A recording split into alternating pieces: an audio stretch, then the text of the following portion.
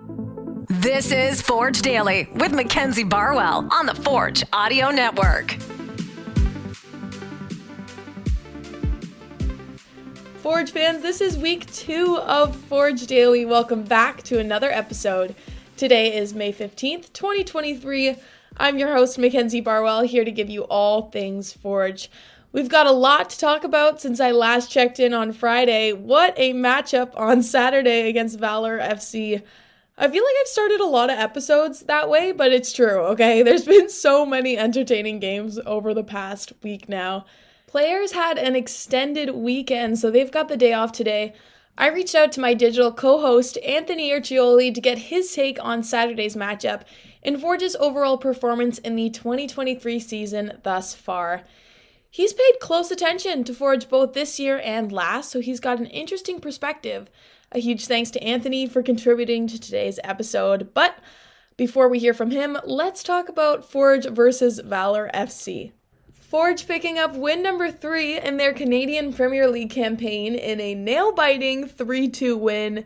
It was very back and forth, fans sitting on the edge of their seats the entire 90 minutes. Including myself, okay? It was very, very hard not to react or cheer in the press box on Saturday. Just when you thought you might know where the match was headed, something else would happen. And we'll get to what I mean by that in a second, but Forge a few changes to their lineup this weekend. Dominic Samuel would get the start, as well as Jordan Hamilton in that number 9 striker position for Rubens Pasillas. There were a ton of opportunities for Forge in the first half, but ultimately, Valour FC opening the scoring in the 30th minute off an impressive goal from Kian Williams. However, not even 5 minutes later, Forge responding. Abu Sissoko goes down in the box, doesn't get a call, but would get back up, force a turnover from Valour, and find Jordan Hamilton, who perfectly places the ball in the bottom left corner and equalizes the match 1-1.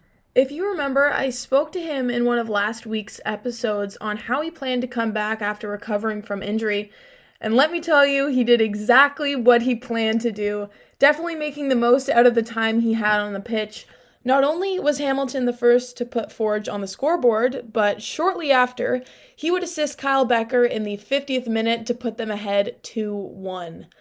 75th minute comes around and Valour FC's Abdou Samake would tie the game up following a quick play off the corner kick. Yeah, I wasn't kidding when I said this game was back and forth.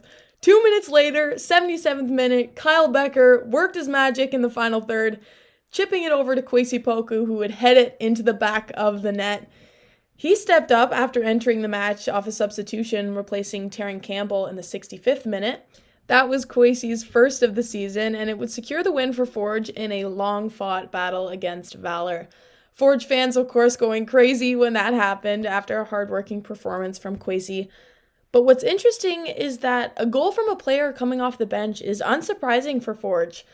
The team has kind of become recognized for having such a diverse squad, where the starting 11 are not the only group capable of making things happen.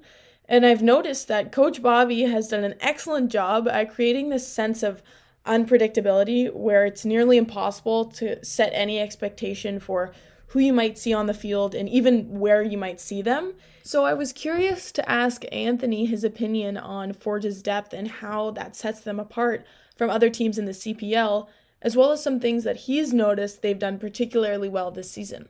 You know, Mackenzie, the depth that Forge has, it's not only is it a luxury, it's unheard of in this league.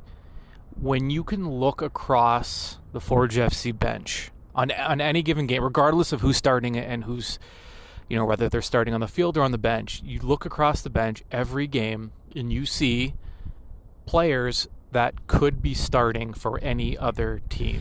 It's a luxury that Forge has really been the only club in the CPL to be able to do this year after year. And this year especially, it's just an embarrassment of riches for Bobby Smirniotis. And really his biggest challenge is deciding, who's going to play when and, whether it's a matchup, a strategic matchup, whether it's a specific formation he's looking for, whether maybe he identifies a weakness in the opponent and thinks a certain kind of player can exploit that. It really is a luxury. We see the depth. The fact that Forge can, use all 5 subs every single game, and regardless of the situation, it's not just depth either, it's versatility.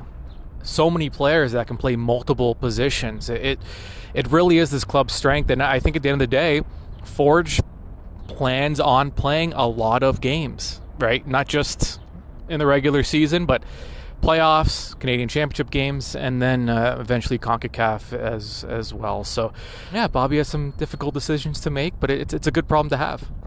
I spoke to Anthony a little bit about Kyle Becker, who won Gatorade's Performance of the Match on Saturday, assisting the game-winning goal and scoring himself. Here's Anthony's take on how he's seen Kyle's game evolve. Mackenzie, the amazing thing about Kyle Becker, in terms of seeing him change and evolve over the years, consistency is what makes him an unbelievable player. And the reality is, he shows up. He shows up every single game in big moments, and he does everything well. You talk about a complete player, a leader. Games are one thing. Training. I don't know that anyone practices harder than Kyle Becker, and that kind of thing is contagious. When your captain is performing at that level, at a high level, regardless of what he's doing, he's just always at this peak performance level. And when you're a player, and you're a young player especially, and you see that, like, message sent and hopefully received. And Kyle, just this season especially, he missed the first few games, and people kind of stopped talking about him and forgot about him. And then his first start of the season, he played an unbelievable, and all of a sudden everyone's like, oh yeah, how did we forget that Kyle was this good? It's just, the fact that he's the face of the franchise, the first ever signing, the first to hit 100 matches in the CPL. I don't think it's a stretch to kind of put him at legendary status already in this league, and he's going to go down as one of the greatest ever to play in this league. Forge FC remaining undefeated in all competitions thus far in 2023. They've got a record of 5 wins, 0 losses, and 2 draws. A friendly reminder, the next Forge match is back here at Tim Hortons Field this Friday, May 19th. So thanks for listening, everyone, to another episode of Forge Daily, and I'll talk to you tomorrow when we get some insights from the players themselves. This has been Forge Daily with Mackenzie Barwell. If you like what you heard, please like, follow, subscribe, comment, and share.